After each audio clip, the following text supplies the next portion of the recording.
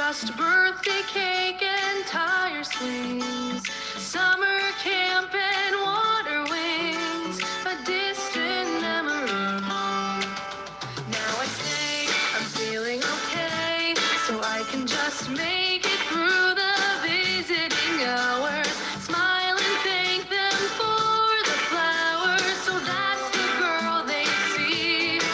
Everybody tells me I'm so brave, 'cause I make the most of what I got. But can't I have a moment when I'm not? Maybe I stay in bed today. Maybe I let myself cry. 'Cause after I wipe the tears away, there is light within my eyes. Maybe it's not so easy to see, but I got a lot of mighty in me. Yeah, I do.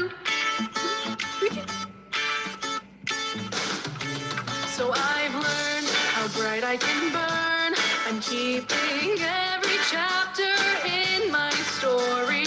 No one else can fight this for me, but I am not alone. All the people standing by my side through every checkup and exam, they never asked me to be more than who I am. So maybe I stay in bed today. Maybe I make it outside. I gotta try and find a way to push the fear aside. Maybe it's not so easy to see, but I've got a lot of mighty in me. And as my friends grew up around me, leaving me behind, I tried my best to pretend that nothing was wrong. Though I wished I was invincible, I began to find the strength in knowing I don't have to be strong. Maybe I stay in bed today if that's what I need to get by. I can't do it all, but that's okay. All I have to do is try. Maybe I stay in bed today. Maybe I let myself cry. After I wipe the tears away, there is light within my eyes. Maybe it's not so easy to see, but I got a lot of mighty in me. Mighty in me. Oh, I got a lot of mighty, got a lot of mighty in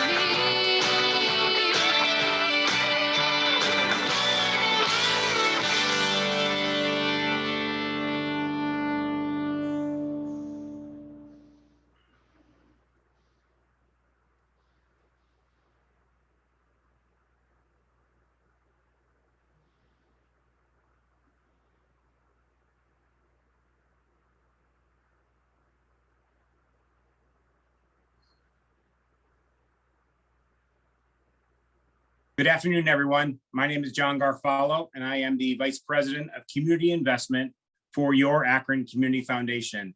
We are thrilled to be here today to present to you our community issue session.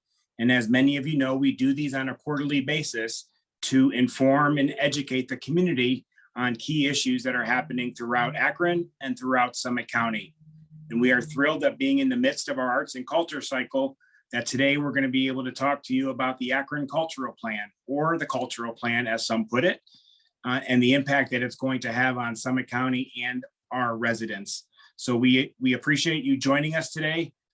We can't wait for the day that we can meet again in person, but until that time comes, we're so happy to have this virtual available to us to be able to present our community issue session for you. Before we begin, I just want to tell you what an incredible year it has been this past year for all of us here in the community. Here at your Community Foundation, we have seen unremarkable numbers in both the record of number of contributions into the foundation, as well as the number of grants out from the foundation to the community. And you'll hear more about those numbers and a little later in the year when we do our annual meeting.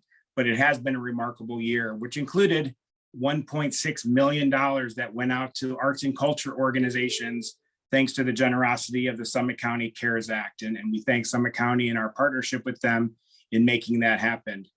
We also just released our final list of community response fund grantees this past Friday.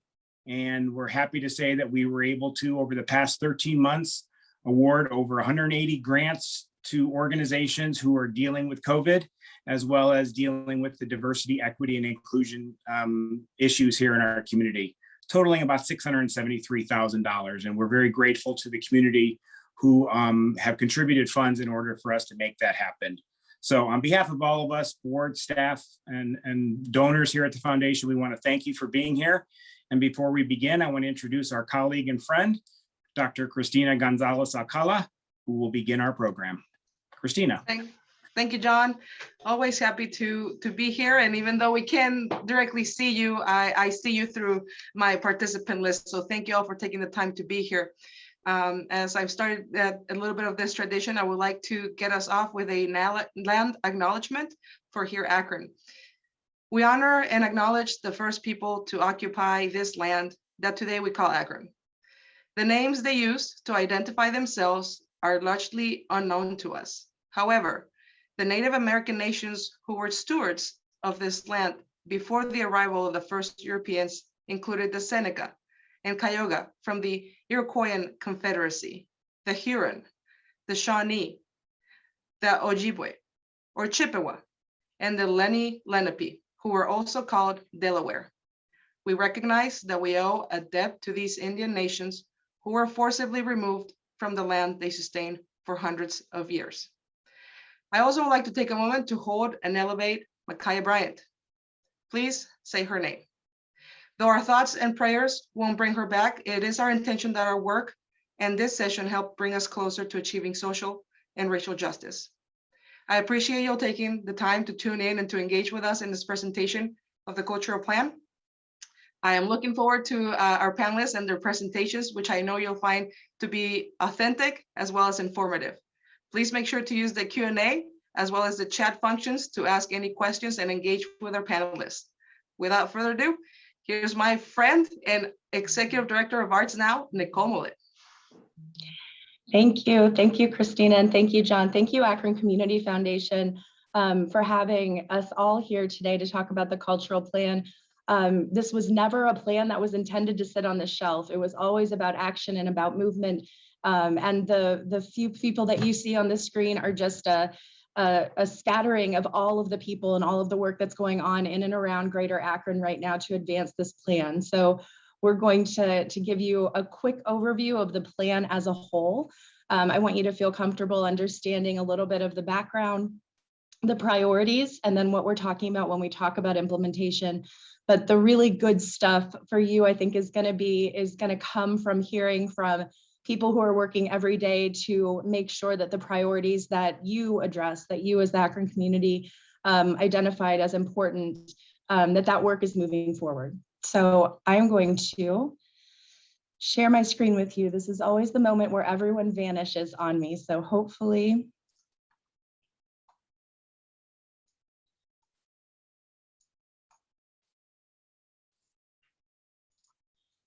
Okay.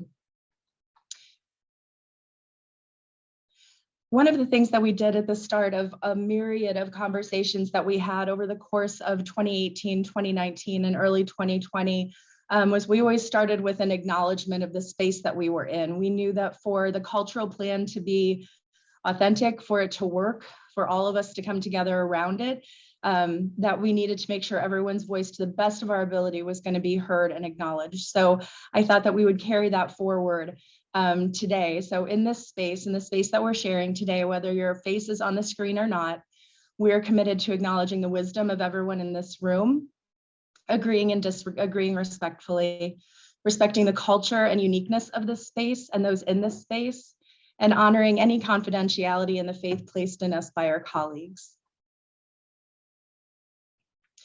What is a cultural plan? A cultural plan is essentially a strategic document that lays forward the groundwork for what the community wants to see from their arts, culture, environment, humanities sector. So it was not the arts asking ourselves what we wanted, it was us going out into the community and really focusing on what the community needs to thrive, because we know that when the arts are threaded throughout our lives, throughout our faith and our daily lives, throughout our schools and our experiences as humans, that makes us live in a better, more vibrant community. And it also makes us better, more empathetic and engaged humans. So we wanted to make sure that this cultural plan reflected the people and the comments that were coming in. I'm not going to read this to you, but you can see that a lot of focus was spent on listening. When we say that 210 hours were spent just on listening, that is true. It was not anyone involved preaching or telling people what they should think or do. It was spent absorbing and understanding what the community really values. One of the things I want to draw your attention to before we get started on the priorities is something that makes me so proud to be working with so many others on this cultural plan, which is that 97% of people surveyed who had a touch point in Akron, who either worked, lived, or played here, said that access and equity are a priority for them. And that to us meant that we have work to do in those spaces, and that was a call to action for us. So in honor of that, you'll see that while we don't number in terms of priority any of the work that we're doing, access and equity are the first two that you will see. This was not an add-on. This was core to what we believed, what the community believed needed to happen with the planning process.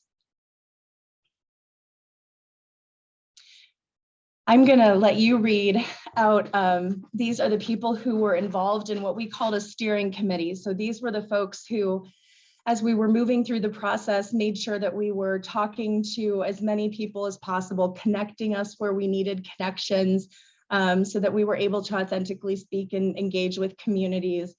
And you'll notice, for good reason, you'll see that Akron Community Foundation is listed on here, both with Mr. Garofalo as well as Dr. Christina Gonzalez Alcala. And I am noticing now, Christina, that I somehow managed to, but this was when you were still at Summit Education Initiative, so I apologize. That was not by chance. We knew that if we were going to have a voice reflective of our community, we were going to need partners that are focused on bringing together, engaging and supporting our community. So the groups that you'll see on here, from the library to the faith-based organizations and beyond, and certainly ACF play a role in that. So these are the 10 priorities that the community came up with. And you'll see the words "together we have work to do" reflected a lot in the plan, because this is for all of us. If we are truly here to serve the community, that means that we all, I spilled my coffee, that we all have a role to play in advancing these priorities. You'll see, as I mentioned, equity and accessibility topping the list, education, talent, engagement, resources, connections, economic impact, placemaking, and public art. And we're going to talk about how those two are different for those of you who might be asking yourself that question. Navigating the plan. As you're looking through the plan, you're going to see that each priority has a number of dollar signs next to it, as well as whether we're asking the community and asking our partners to implement, explore, expand, or promote.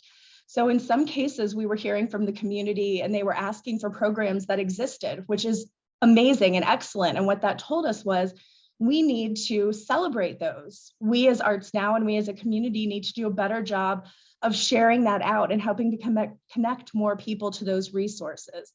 In some cases, it was an actual program to implement, which is something that Drew and I are going to get to talk to you about here in a little bit.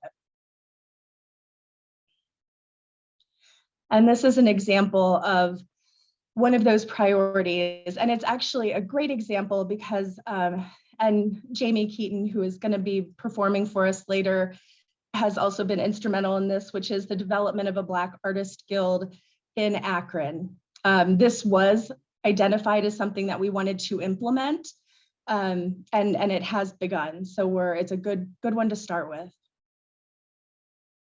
Oh, Jamie, you're here again. You're all over the plan, Jamie. Jamie performed at our launch, and so they set the tone for what we were going to be doing here. In Akron, we believe that equity is important. You'll notice that each statement is a statement of belief. It's what we as a community came together and said is important. And it's what we're looking at as our North Star. And we'll talk more about that in a minute. Access. One of the conversations that we're going to lean into a little bit today, I wish we could spend an entire hour on any one of these and still not touch on all of the great work that's happening. But we're going to talk about accessibility and what access truly means and how we're ensuring that the future of the arts in this community does not stop at being able to get in the door. That is the baseline, that what we need is people of all abilities, of all backgrounds, co-creating the future of our community and doing that together. And so that's really what we're getting at when we talk about access. Education, we are so grateful to be in Summit County where we have a lot of wonderful school systems and out of school care that are really leaning into the arts. How are we as community members supporting them? How are we filling and they're identifying and filling gaps? And the education section leans into that. And we had some really strong, wonderful education partners who helped us compose that portion of the document. Talent. I will pause here a moment because if we want to live in a vibrant community where there are things happening, where you are walking downtown and there is a performance on the street, and the Akron Civic, both stages now are up and running and packed full of people, and our restaurants are bustling because people are stopping in before or after the show. If we want the vibrancy and the excitement of place, we have to take care of our creative community. We have to take care of our artists.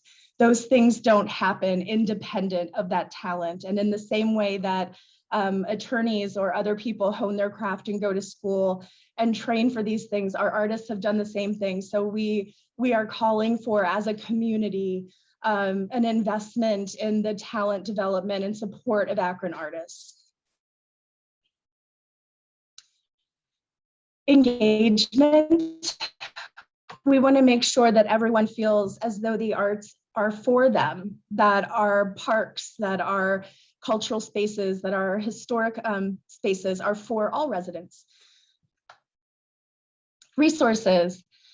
We know that without resources, things don't get done. So how do we find thoughtful, smart ways to ensure that both our legacy organizations as well as our individual artists, to our entrepreneurs, have what they need to be successful in the same way that other sectors are being supported. And this has been enormously important, especially in the past year. And I want to highlight something that John said, which is the commitment of the executive Eileen Shapiro, the County of Summit, and Akron Community Foundation in distributing CARES dollars at the end of the calendar year for arts and culture organizations, which was a significant movement in the state. Summit County was the first in the state, and we saw other counties very quickly jump on to continue that work in distributing CARE dollars. But very, very proud to be in a community that had the forethought to identify that as something necessary if we're going to truly recover and come out of the pandemic. Number 7, connection. You'll hear a little bit about this when we talk about access in a little bit with Summit DD. We know that the arts thread, when threaded throughout our community life, make our community stronger. And how can we do that? How can we make sure that we're talking about public health and public art in the same breath? And how can we make sure that when we're talking about informing and engaging communities around things like access, that the arts are leading that conversation and making sure that that all people have access to to creating the future of Summit County together. Placemaking. We are very excited to soon be talking with Ms. Teresa Carter, who's going to be sharing just one of many, many exciting placemaking opportunities and experiences that are happening across Summit County. Economic impact. We know that when there is a robust and thriving arts and culture community, that is a leading indicator of economic prosperity broadly. So how are we leaning into that in Summit County? What do we need to celebrate, and what work do we have before us? And finally, public art. This is the only priority that is owned by the city of Akron. It is developing within the municipality a plan for public art and adopting a percent for art, which I'm so excited to say did happen in July of 2020. In the midst of a pandemic, the city managed to ensure that there is a dedicated funding stream that will grow over time, that is committed to funding public art and maintaining public art in our communities. The majority of what we're going to talk about today, and I think I'm going to stop sharing here for a moment, is about implementation. As I mentioned at the beginning, this is truly not a plan intended to sit on a shelf. This was a plan that was always about action.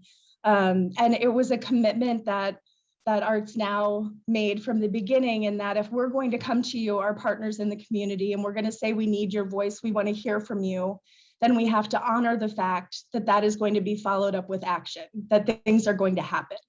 And so it's something that we take very seriously. So Arts Now has the wonderful job of facilitating conversations when that's appropriate, of celebrating the work that you're all doing, and of ensuring that the work of the cultural plan is top of mind and continues to be top of mind for our community. So I am going to pause there and give a heads up to Drew and Addie and Francine that we're going to be moving into the accessibility portion of the conversation. And please, I have not been following the chat, but I hope that as you come up with questions, or if you have things that you want to ask, please do type them into the chat. I think our friends at ACF are going to be tracking them, but we really want to make sure that we answer as many questions as possible as we go through today. So I am so very genuinely excited about the work that we've been seeing happening over the past year to 18 months around accessibility in Summit County, and the way that we're approaching that through the arts and how we're elevating that conversation. So I am going to have Francine and Addie, if you wouldn't mind saying hello to our invisible audience, doing a quick introduction, and then I have a few questions for you. Fran, you want to go first? You're muted, I think. Yep, thank you. Hi, I'm Francine Parr. I am the artistic director of the Millennial Theater Project here at the Akron Civic Theater, and our new space will be the night stage. A little bit about what I do. I work with local actors, and we put on musicals, and we are also, I'm the co-creator of Say It Loud, which is a vagina monologue-esque piece about people's experience of living in Akron. Thank you, Francine. Addie? Hi, my name is Addie Wisniewski. I am a local actress. I go to school and study music and theater. I've been in a few of Francine's shows now, and just adore everything that she does for the Akron community. And I'm so excited that the night stage is done. I cannot wait to actually see it in person, but I'm really excited to be here today and speak about accessibility, because it's super important to me, considering I'm a wheelchair user, which is hard to tell right now, but yeah. Well, Addie and Francine, thank you so much for joining us today. And I wanted to start by congratulating Millennial Theater Project on really a tremendous body of work that you've achieved in a very short period of time. Francine, I know you and I have talked about how how being inclusive was not an add-on, but it's authentic to the process. I was wondering if you could touch on that process a little bit. Absolutely. I mean, for me, inclusivity is a no-brainer. People deserve the opportunity to tell their story, tell other people's story, and be seen because they are talented and they deserve that moment that everyone else gets. And that's, for me, why it is so important to have actresses like Addie or other actors who are on the spectrum, to give them that little piece of, yes, I can, and I can do this, and just giving them that moment. One of the things I appreciate so much about Millennial Theater Project and Francine's vision for that, and the way that it's continued to live out, is that it was the foundation was built on inclusion, and because of inclusion, it has become an excellent body of work. We have excellent art being made in Akron relative to this, and it's being made in Akron because we have a group that is really leaned into ensuring that everyone has a voice and that they're in part of building that something. Addie, we were talking earlier about the challenge of finding that space before. I was wondering if you could talk a little bit about your experience and why Millennial Theater Project provided something that was unique. So I started doing theater in middle school and high school, and I've done several community theater productions, and I've had a few bad experiences that relate to my disability. A lot of discrimination, like saying that I didn't look like the role. In high school, I had my role stripped away from me in front of everyone in the entire cast because I wasn't able to physically lift a table and strike it from the stage. And so I was like maybe 15, and I'm sitting there mortified. Like I wasn't, I didn't have my voice yet. And I'm just sitting there like in awe of this is happening. And at that moment, I realized that I wanted to make a change and be part of a change of making theater inclusive. And so when I was 8 years old, one of the first shows I saw was Hairspray with my parents. And a few years ago, I was scrolling through Facebook and I saw an ad for Hairspray auditions in Akron. And I literally screamed. I was like, Mom, can you please take me to do this? And that was with Millennial Theater Project. And I rolled myself into the audition and I met Francine. And then I found out that I was cast in the show, and I was ecstatic. And it was like this full circle moment. And, I got there and I was really worried. I was like, oh no, like I was contemplating which wheelchair to bring and like, would they be accessible? And I was freaking out. I'm like, I cannot not do this show. And it was such a relief, like seeing how they had thought everything out for me. Francine and Howard Parr and Megan Harvey were all some of the amazing people behind it. And they were like, oh, we already have a ramp set up. It's going to be like this, and you're going to be wheeled on stage. And I was sitting there like, whoa, like this is already like done, and like they thought through this and, incorporated not only myself as an actress, but like the ramp into our entire like construction of the set. So not only me, but a bunch of other actors were using that as a way to exit. And I just thought it was so cool how they were able to put it together. And something so simple, like a ramp, but you'd be surprised how many places or theaters don't have access like that. And so I'm honored that I met Fran, and she's given me so many opportunities, and as well as a ton of other people. Even some actors on the autism spectrum, people of all gender identities. Our casts have been full of amazing people. And so it's amazing to get to be a part of this conversation today. But also I have the pleasure of knowing Francine Parr, who is the face and the brains behind this incredible project. So, yeah. Thank you, Addie. And I don't know if you're able to to see the chat, but you've got a lot of love coming in from people who are saying thank you for all of your hard work, and thank you, Francine. Drew, I don't know if there would have been a better opening for us to talk about the work that Summit DD, Arts Now, and Tri-County Independent Living have been exploring. So Francine and Addie, you're not off the hook yet, but at this point, we're going to bring Drew Williams into the conversation. Drew?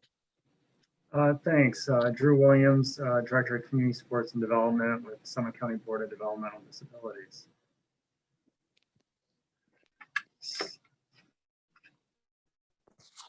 You know, I said during prep, if this is the only time that I talk while I'm on mute, we'll be doing well. And I knew I was setting myself up for a failure there. So Drew, you know, early on, I think even while the cultural plan was still being written, Summit DD and Arts Now knew that there was going to be a lot of work around accessibility. And, you know, knowing Drew now, it should come as no surprise that the immediate response was, well, let's get started. We need to move now. So from looking at virtual art galleries and rotating shows to figuring out how we're going to impact festivals, one of the conversations that came out of a focus group at UDS. So thank you to our friends at UDS for hosting us and contributing to the cultural plan. Involved the idea stemming from Alicia Hopkins that we should investigate an accessibility library in Summit County and what that might look like. And Drew, I'll let you do the explaining. I think people are probably growing weary of my raspy voice anyhow. So maybe you could talk a little bit about what that is. Yeah, thanks. I think, you know, ultimately when we envision the accessibility library, we envision it as a place where, you know, arts and culture organizations can come to not only obtain items to make their events more accessible, but also to be able to obtain resources, knowledge, and people to come alongside them. So as they're planning an event, a show, or whatever it may be, that accessibility is at the foundation of the planning process.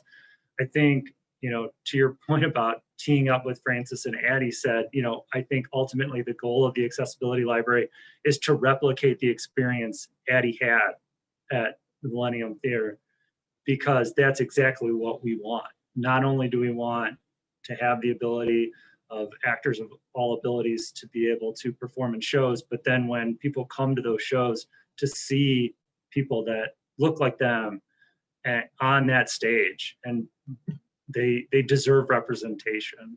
And so being, you know, partnering with the library and Tri-County on being able to offer the things that, you know, physical things like sensory items, noise canceling headphones, and listening devices so that people can fully participate in activities.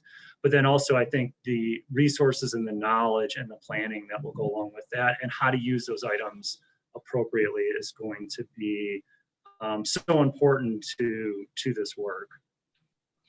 Drew, we're so appreciative, and thank you for a rather substantial miss of mine was mentioning the Summit County Public Library has been so instrumental in this. This is what they do and do very well. And so being able to lean on their understanding and experience around lending items, sanitation, and all of that has been really important to this work.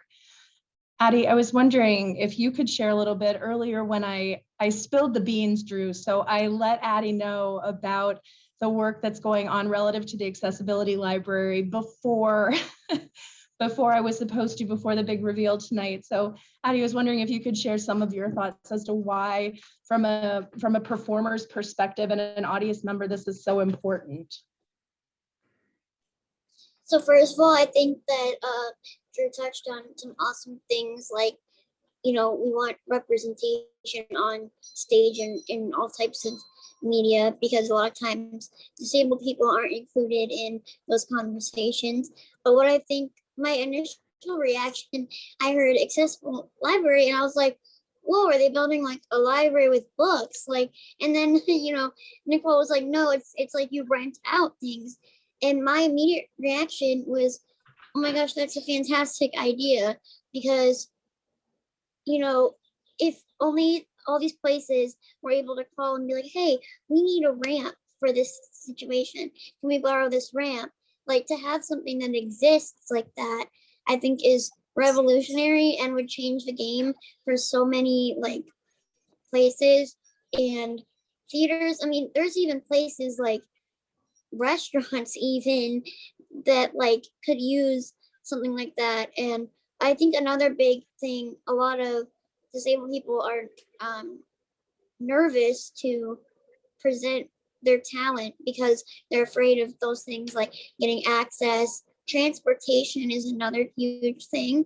A lot of people, you know, aren't able to drive or afford transportation. So, you know, maybe if one of the things we could look into would be providing some sort of transportation or like shuttle service so that we can ensure people are able to get to rehearsals and things. I don't know. That's something maybe we could look at. I don't know who could arrange that, but that might be something cool to add to the library. Just because like for myself, I'm waiting to get an appointment to learn how to drive. So a lot of those things are more complicated. And obviously we got to get to rehearsal on time, as we all know, you know, Francine just got to nods get the like, show on yes. the road. So I just think it's an amazing idea, and I'm so amazed someone came up with that. Like, it's so simple, yet I think it could change the game. So yeah. You know, I think everyone on this call at some point or another has been both visible, and those who are attending as guests have probably been roped into something by me. So this should not come as a surprise, Drew, that when Addie started coming up with all of these great ideas and additions for the library and things we should be looking out of, I immediately added that to her calendar of things that we're going to be working with her on. So we're so excited, Addie, to work with you and to kind of learn from you as to what we should be doing in Summit County and how we should be advancing this work. Francine, I wonder if you could, we heard a little bit about Addie's coming into this space, but I'm wondering from you as the kind of artistic visionary for this, what was your experience that led you to think that this was a space that would be as necessary and as populated? I mean, you guys launched and it was just, I mean, full houses. So yeah, we are celebrating our 5th year this August. Oh, am I muted? No, I'm good. Okay. I always worry about that. We are celebrating our 5th year in August. We will be doing the production of Heathers, which was the very first production that we had put up 5 years ago in August as well. It's very amazing what we have created over the past 5 years. Kind of what led me to this vision of inclusivity was when I was in college, that did not exist. And that's what I loved about theater growing up as a kid. I mean, I went to Firestone High School, and Mark Zimmerman was about pushing the envelope with gender roles and all that stuff, and inclusivity, and having different people of color playing different roles that they might not typically play. So that truly did spark something in me, or it set a precedent, I should say, inside of me, that everybody deserves their moment. And while I was in college, I was told almost every day, you're not this, you're not that, you're too black for this, you're not black enough for this, you're too fat, you're this. And I gained 100 pounds in one college semester. And I didn't know what to do. I dropped out. I felt like crap. And I talked to the executive producer or director of the Civic, who also happens to be my dad. And I talked to him about what I missed about theater, and that I wanted to like create a program where, you know, people who have aged out of high school and but needed somewhere to go, they're not quite ready for the older theater. It's that middle gap. So that's how the Millennial Theater Project was born. And through those 5 years, we've done almost, I think, 22 productions. We pay our directors, we pay our stage managers, we get to work with IATSE, which is a professional, they're the stage hands. We pay our costumers, we pay all our designers. So and then the actors, of course, they are volunteers, but then they get this amazing semi-professional vibe. I mean, because you get the professionalism of IATSE. I mean, you can ask Addie, I run a very tight rehearsal. But it's, that's just kind of how this grew, was to give those people the opportunity, not even those people, everybody the opportunity that this is what it feels like to work as a professional actor, and you deserve that moment just as much as me or any able-bodied person. So, and it's amazing to me, what's more amazing to me is the friendships that have been created through this journey. There, like, we had a 400-pound ex-football player come and do one of our productions and is very good friends with Addie. And it's like, you would never think that these would exist in our social norms, but you know, we all come together at the end of the day and we create some art and we just build this rapport in like 6 weeks with one another. And it's amazing. And that's what has driven me to continue on with this inclusivity and keep bringing in people on the spectrum, keep bringing in people with physical disabilities, but also making room for the able-bodied people as well, because they need to learn to be comfortable working in a space with someone who's a little bit different than them. And that's also important, because that is what builds our community up, especially in the arts, because we need to see more of that, in my opinion. And that is what drives me to do what I do. That's a huge thing, like being comfortable, because I've been around people who aren't comfortable doing things. And so it was really cool to kind of be like, okay, you can, I would instruct like my scene partners or whatever, put your hand here on my wheelchair, that's fine, but don't touch this because then I'll go flying, or like put me, like, don't grab this or grab that. That was really cool. And Fran, like I had the opportunity to be a stage manager, and that was what I consider my first job. And that was an amazing experience to not only get to be in the presence of so many awesome people, but then to have the opportunity to be paid as well, which, when they asked me to do it, I was expecting to volunteer. And I was like, heck yeah, I'll volunteer. And they were like, no, like, this is something that we're able to, pay you. And I was like, what? Like, that, it was a shock to me, because I was going to do it no matter what. But it was just amazing that, they were able to give people that sort of outlet. And I think it's amazing. And the friendships that I've made, like Molly Oldham, who we saw in the beginning with her Mighty in Me song, we connected during Hairspray and basically became inseparable. And so she's one of my lifelong dearest friends. And recently I had an incident where I was in the hospital. My condition, I break my bones very easily. And back in January, I had an incident where I fell out of my wheelchair. And so that was disastrous. I ended up having to have emergency surgeries and things. And I received a video from the team at the Civic. Howard Parr was like, Addie, like, we need you here. This is the, the night scene. And I had notes and video messages from old cast members that I worked with through MTP. And I remember sitting in my hospital bed and just like crying, because I felt such a huge sense of community and warmth and felt so welcomed. And it's something like I've never experienced before. So I really love applauding Francine as well as the entire team for creating this, because it's truly changed my life. Well, Addie, and I want to thank you, because all of the work that you've done on stage and off is impacting both the audience and your peers and your colleagues on stage. So in that same way, you are having an impact on others, which is what we want to see and honor today. So save some of that for yourself. But I want to just take a quick moment before moving on to Teresa. So Teresa, this is your warning call here that we're going to be moving. Francine, I want to point out that I am pretty sure that your father is a panelist, or I'm sorry, an attendee, and this may be the only chance that you have to speak where he literally cannot interrupt you or contradict anything that you say. So percolate on that. If there's any embarrassing stories about Howard that you'd like to share by the ending, just let us know. Before we move on, I think you're all going to have a chance to ask Addie and Francine and Drew questions. So I hope that you're thinking about those and dropping them in the chat. I would also like to challenge us that this way of doing business is not unique to the arts. It should not be unique to the arts.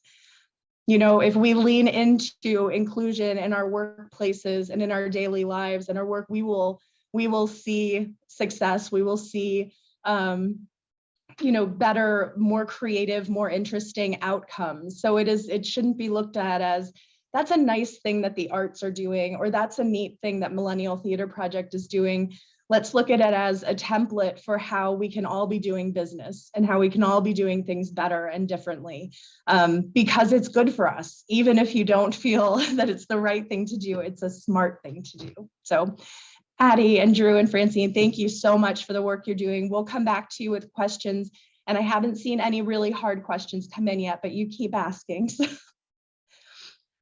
Teresa, I'm so thrilled to have you here to talk about a project that's near and dear, I think, to both of our hearts, which is the Sojourner Truth Project. And when we talk about placemaking, we're talking about using our public spaces, which is going to be more important now and moving into the summer than ever, valuing our public spaces and making sure that we're using them to communicate and honor effectively. I'm just thrilled that the Sojourner Truth Project is something that's advancing so successfully. So maybe you could share a bit about how we got to this point, the history, and what the project is.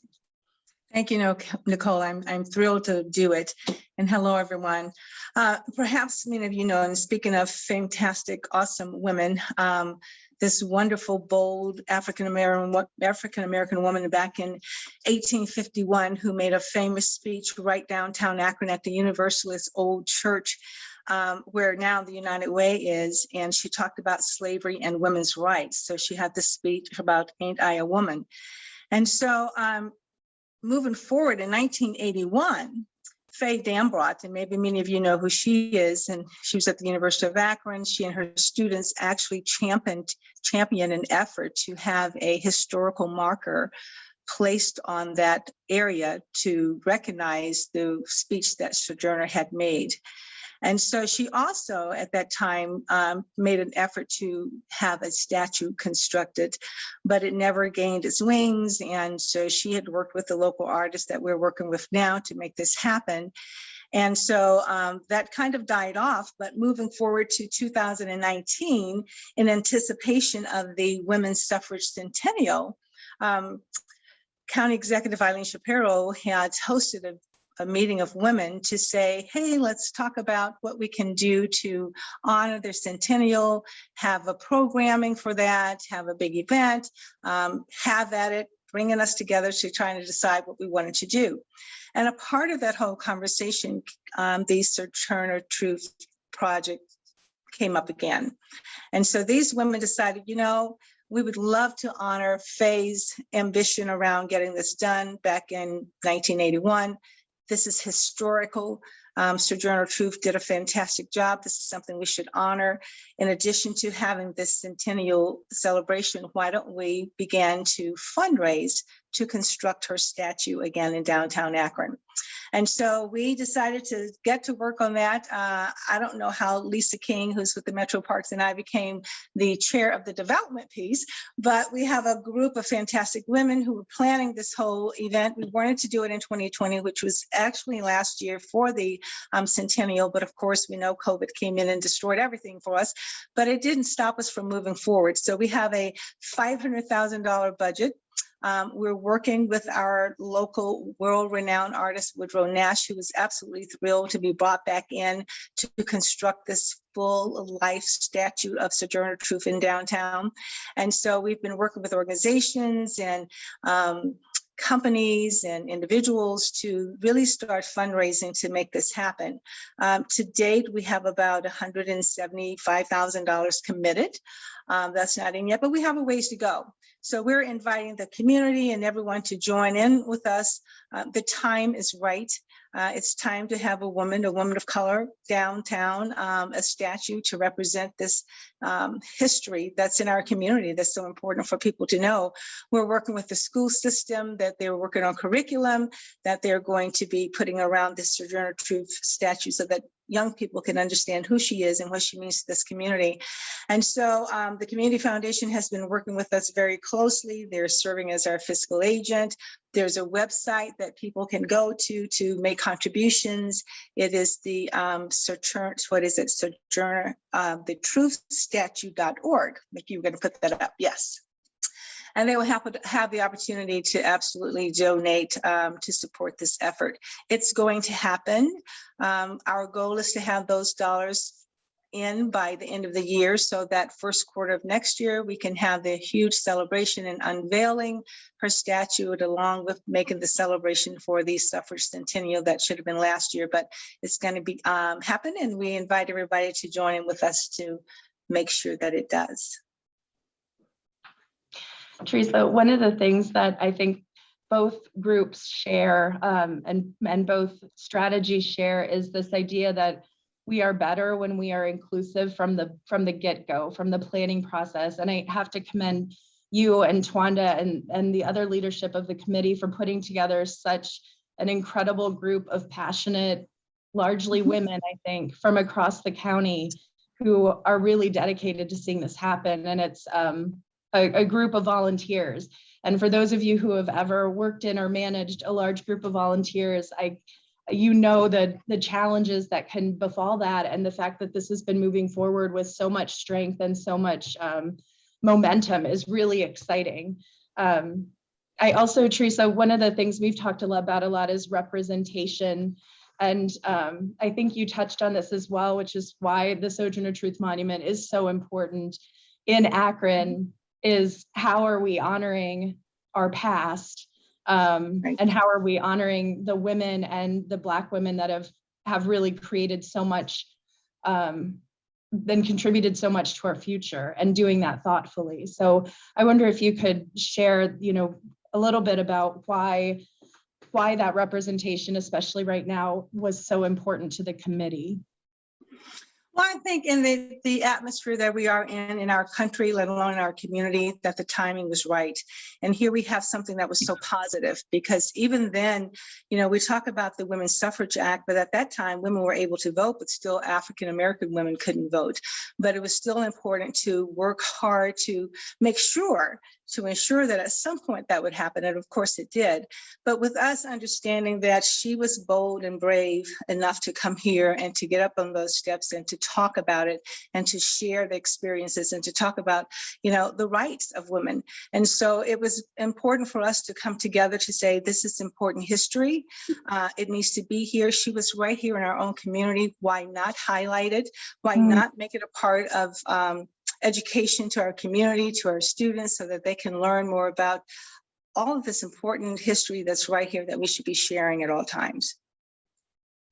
Well, Teresa, I can't commend you and the committee enough. The curriculum that's being developed alone in conjunction with Akron Public Schools is just absolutely incredible. And it goes a long way in showing that our public spaces are truly ways to engage in the community. They're examples and ways that we can have conversations about our history and who and how we memorialize. We can have conversations about early childhood education and how young people learn, and how we can leverage public spaces to that advantage. So really appreciate you being here and for leading the charge along with Lisa and so many others.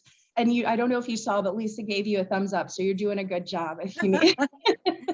I told her to be on standby if I forgot anything.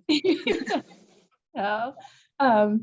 So at this point, we want to make sure that we're allowing at least a little bit of time for question and answers. So I've been counting on my friends and colleagues at ACF to kind of keep track. What questions have come in, Christina, or what questions do you have for our panelists that you would like to? I think we've received the best question so far, which is, how come y'all rock so hard? I do. I know. They make me tired, honestly. And So Nicole, please feel free to answer that. I'll ask a question, Nicole, that someone texted to me. And what can those on the call, what can those who are out there in the community who may be watching this or seeing this, what can they do to be part of the cultural plan, at least for the implementation portion of it? Yes, absolutely. And John, you reminded me of something that I referenced and then didn't follow up on. So you're giving me an opportunity to correct myself too. One is just please check the akronculturalplan.com website. There's a form that you can fill to get in touch with us. But also just reach out to me directly. We're in the phase right now where we just released our first quarter updates that went out today. If you didn't receive them, shoot me an email. I'll drop my email in the text box here because I would love to make sure that you have a chance to see them. But a lot of our work is going to be, advancing the work that we're involved in, but also celebrating what you're doing. So if you are working in a church or an organization of faith and you have after school programming and you're leaning into the arts because you know that when young people engage with music and when young people engage with the visual arts, it increases their chances of graduating successfully from high school. So because of that, you're leaning into that. That is something we want to celebrate. That is advancing the fourth priority around education. I think I saw Mac Love was on here. The work that Mac does in public spaces and community building is advancing the cultural plan. This isn't just ours to own, it's ours to celebrate. And so please do reach out to me as you, regardless of your sector, are coming up with ways that the culture and environment and the arts are intersecting with your work, or if you would like to think about how they might. The other thing I failed to mention that I'm now taking up Q&A time to mention is when we talk about those 10 priorities, you'll look at the plan and there are suggested items underneath each one. This is a 15-year plan. In the past 12 months, how much has changed about the way that we go about our lives and our business. So look at those priorities as our North Star. That is where we are going. We know the way that we're going to get there is going to change and shift, right? As we go through life, that's just what's going to happen. The plan is intended to be adaptable with the idea that equity is always going to be important to Akron and the art scene, and how we advance that priority may look different than what we initially thought in 2019, but we know that we're going to be moving towards that as our North Star. So that is my, please reach out, I guess, is my comment. All right, another question from Sandy Auburn is how much money needs to be raised for the statue, Teresa? Our budget is 500,000 plus. Yeah. So we're actually paying the artists, I think, $250 to construct the statue, and then the rest is for all the other things that go with it. And pardon me if I missed it. Did we mention who the artist is? Are we allowed to? Yes, it's Woodrow Nash, the local artist that's right here, renowned and world-renowned artist, but he's right here in our own community, and we're thrilled that he said yes to continue to support the project. Fantastic. Trying to keep up. I would like for you'll hopefully take a moment to read the amazing comments that our participants have been leaving you all. Just great positive feedback. And without seeing any other questions, I always like to ask, what is working? So in Summit County, Francine, Addie, Drew, and Teresa, of course, you have a little bit of a founder's hat as well. Nicole, what is working in Summit County for arts and culture?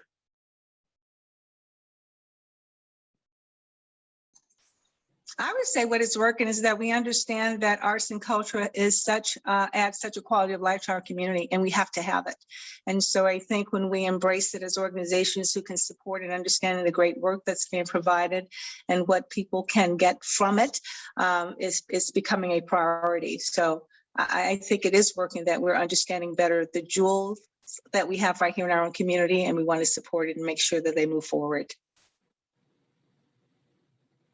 And I think collaboration among passionate partners is what is working and what is causing a lot of the cultural plan work to get off the ground right now. I think just, oops, sorry. No, go ahead, Addie. Go ahead. Okay, Go ahead. sorry.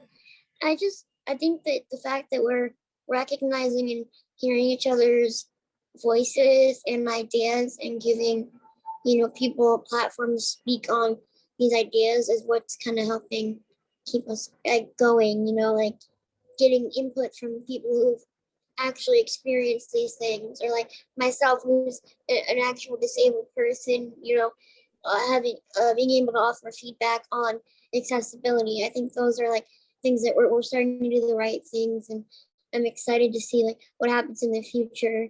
I think it's going to be amazing, so I'm excited to be part of it. What I was going to say was the people willing to take the chance is what's working, and it's only going to grow from there.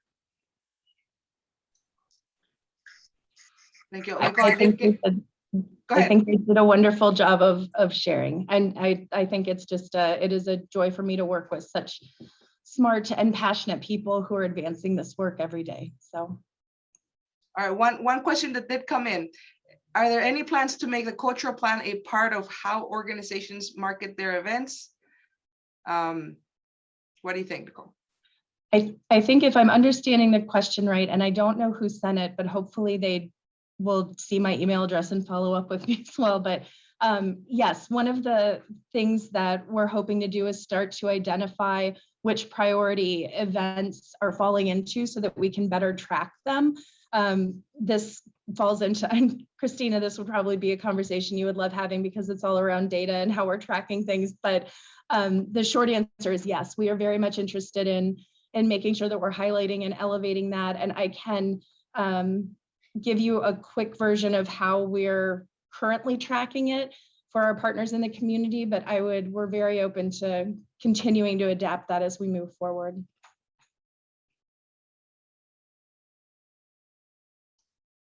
All right, thank you. Michael Wilson, I see your question. I think if you're able to follow up with Nicole as well, she might have a better lead on that as it's a music related one. I'm sure she can reach out to somebody for you. The question is, who leads the charge in Summit County to bring live music to high crime neighborhoods? Music is a healing force. So I think Nicole, probably we can take that one later since it's a bit, like I said, it'll probably require a few people and connections for that. It's a big conversation, but I would love to have it, tell you what's going on and then get your thoughts on that as well, Michael. I'm having the trouble being able to navigate chat and my life at the same time. So I hope my email address made it in there. Please do reach out to me. All right, thank you all. Nicole, I think this does it. We appreciate all of you being here virtually. We look forward to us, again, like my colleague John Garfalo said, seeing you all. And then Nicole, is Jamie up next? Help me up here.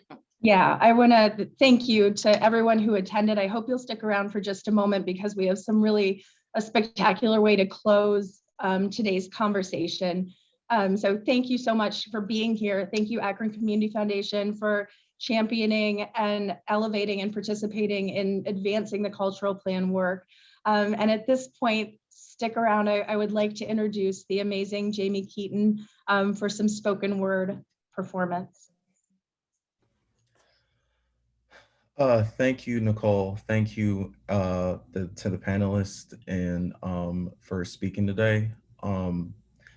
Like Nicole said, my name is Jamie. I'm a spoken word poet, born and raised in Akron, Ohio. So this piece I'm gonna do today was inspired by a quote by James Baldwin. So I kind of just saw it and I don't know, something just kind of just stirred. And so I just felt, I'm gonna write something to this. So.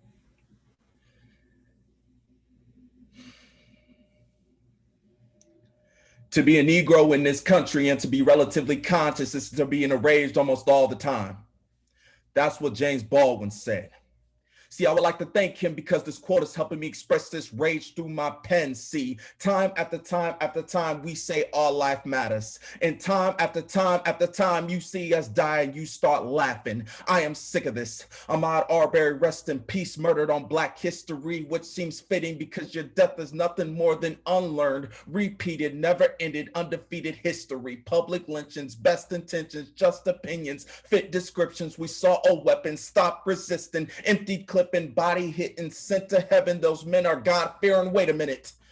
This is the response you get from the living, while the dead can't respond and defend it, it being their life and how racism ended it. Videos of the lynchings like the 1960s photos playing over and over again, like a movie that's been scripted. Videos of the victims' death in the picture, the privileged watched and wonder, while the oppressed and watched were livid. Terrorism at its finest, only they are in the white skin. I call them vanilla ISIS, the way they commit murder, but they use God to justify it. Now I'm sitting here crying, another Black man asking why him. Then anger sets in, the music goes in. The first album that comes in, Tupacalypse.